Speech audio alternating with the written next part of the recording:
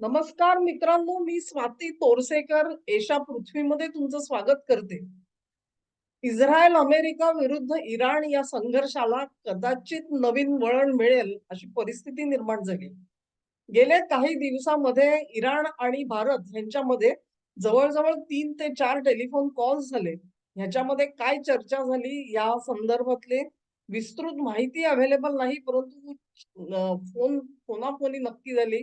ओमानशी सुद्धा बोलणी झाली आणि यानंतर इराणचे प्रेसिडेंट पेझेशकियन, मासूद पेझेशकियन ह्यांचं एक त्यांच्या सोशल मीडियामध्ये त्यांचं ट्विट आलेलं आहे.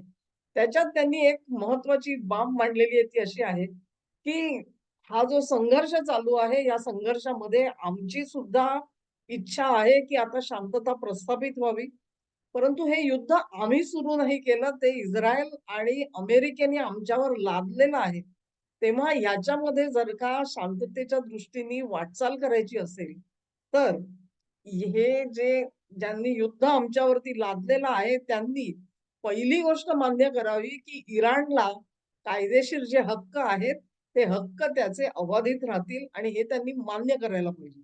नंबर 2 ची गोष्ट अशी, की हे युद्ध आमच्यावरती लादलं गेलं, आम्ही सुरू केलं नाही. तेव्हा आमचं ह्याच्यामध्ये जे काही नुकसान झालेलं आहे, ती नुकसान भरपाई आम्हाला मिळाली पाहिजे. आणि तिसरी गोष्ट त्यांनी अशी म्हटलेली आहे, की इथून पुढे जागतिक व्यवस्थेने आम्हाला सुरक्षेची हमी द्यावी, की ह्या अशा कारणांसाठी आमच्यावरती कोणीही हल्ले करणार नाही. या 3 अटी जर का पाळल्या गेल्या, तर इराण हे सांगू इच्छितो, की इथे शांतता नांदू शकते. आता ही परिस्थिती कशी तयार झालेली आहे बघा. इराणनी इतक्या प्रकारे हल्ले केलेले आहेत, प्रिसिजन एकदम हल्ले, की ज्याच्यामध्ये आपण म्हणू शकतो इस्रायल आणि अमेरिकेला नाकी नऊ आलेले आहेत. अ, आजची जी एक बातमी आली आहे ती आहे लिंकन या त्यांच्या बोटीवरती सुद्धा हल्ले झालेले दिसतायत. त्याच्या आधी जेराल्ड फोरवर झालेले होते. इस्रायलमध्ये जे काही हल्ले झालेले आहेत त्याचे 96 तास म्हणजे 4 दिवस सॅटेलाईट इमेजरी ही प्रसिद्ध होणार नाही म्हणून सांगितलं गेलेलं आहे. इस्रायलमधून बातम्या बाहेर येऊ शकत नाहीयेत. कितपत नेमकी हानी झालेली आहे याची कल्पना नाही. सर्व जे अरबस्थानातले देश आहेत त्याही सगळ्यांवरती इराणनी हल्ले केलेले आहेत. तेव्हा अशा प्रकारे इराणनी चौफेर फटकेबाजी केली आहे आणि ह्याच्यामुळे मी आधीही म्हटलेलं होतं, की ट्रम्प थोडे डेस्परेट आता आहेत. कारण शांतता आपल्या हातून निसटते की काय आणि हे युद्ध जर का लांबत गेलं, तर त्याचे दुष्परिणाम अमेरिकेला भोगायला लागतात का? याच्या चिंतेने ट्रम्पना ग्रासलेलं आहे. तेव्हा पेझेशकिन यांनी आपल्या 3 अटी जरूर सांगितलेल्या आहेत. पण त्या 3 अटी आहेत ना, त्या ट्रिकी आहेत असं मला वाटतं. आणि ह्या ट्रिकी का आहेत? तर वाटाघाटींचं जे जहाज आहे, ते जहाज जर कुठल्या खडकावरती आदळून फुटणार असेल, तर ती पहिली अट आहे. ती पहिली अट अशी आहे, की ते म्हणतात, की इराणला जे कायदेशीर हक्क आहेत, ते त्याला नाकारणार नाही कोणी. तुम्ही एक्सेप्ट करा, मान्य करा, की हा आमचा लेजिटिमेट राइट आहे. लेजिटिमेट राइट म्हणजे काय? पेजेशकियाना नेमकं काय म्हणायचं आहे? हा प्रश्न कोणाच्याही मनात येईल. खरं सांगायचं झालं तर ते कायदेशीर हक्क म्हणतायत याचा अर्थ काय होतो? तुम्ही जर का नॉन प्रॉलिफरेशन ट्रीटीवरती सही केली आहे. मी एका माझ्या व्हिडिओमध्ये सांगितलेलं होतं. एन-पी-टीवरती इराणनी सही केलेली आहे. त्याच्या खेरीज त्यांनी जे-सी-पी-ओ-ए वरती सुद्धा सही केलेली आहे. भले ट्रम्प त्याच्यातून बाहेर पडले असतील, परंतु इराणनी असं कुठे घोषित केलेलं नाही, की आम्ही जे-सी-पी-ओ मधून बाहेर पडलेले आहोत म्हणून. मग तसं जर का असेल, तर जे तुमच्या एन-पी-टी नुसार 5% च्या वर युरेनियम समृद्धी करता येत नाही. ती इराणनी तर केलेली आहे. म्हणजे तुम्ही तो तह जो काही तुमची ट्रिटी जी आहे, तुमचं कायदेशीर बंधन आहे तुमच्यावरती, ते तुम्ही पाळलेलं नाहीये. परंतु पेझेशकियान मात्र त्याच्यावरती चुप्प बसलेले आहेत. त्यांच्या दृष्टिकोनातून आमचं सार्वभौमत्व आहे. आम्ही एक स्वतंत्र राष्ट्र आहोत. तेव्हा आम्हाला जे काही हत्यारं बनवायची असतील, त्यात अण्वस्त्र सुद्धा येतात. तर त्याचा हक्क आमच्याकडे असला पाहिजे. आम्हाला अधिकार असले पाहिजेत. हा एक अर्थ जो आहे, तो त्यांच्या त्या वाक्यांमधून सूचित जरूर होताना आपल्याला दिसतो आहे. दुसरा जो त्यांनी म्हटलेला आहे, की नुकसान भरपाई द्यावी लागेल.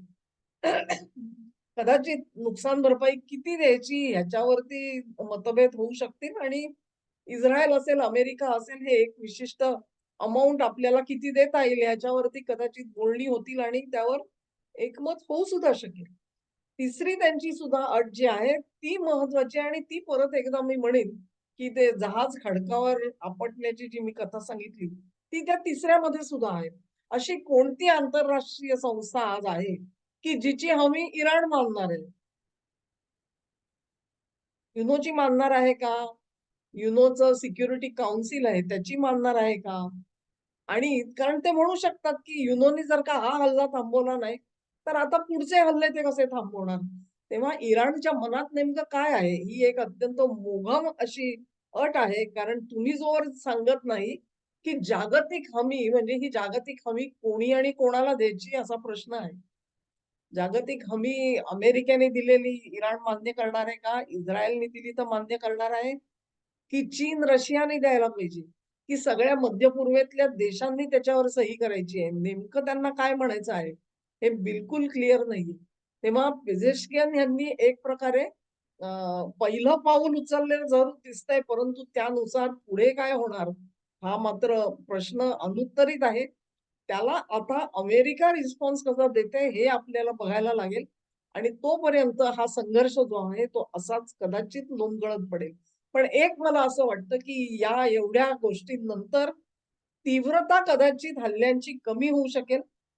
नंबर 2 ची गोष्ट अशी, की संपूर्ण जगाला आज जर का कुठली प्रतीक्षा असेल, तर होर्मुझ मधून वाहतूक होऊ देणार नाही. हा जो इराणने घेतलेला पवित्रा आहे, त्या पवित्र्यामध्ये पहिल्यांदा अ, बदल व्हायला पाहिजे आहे आणि असा जर का बदल झाला आणि ती वाहतूक सुरळीत झाली, तर मग वाटाघाटीच्या दिशेने पावलं नीट पडतायत असं आपण म्हणू शकू.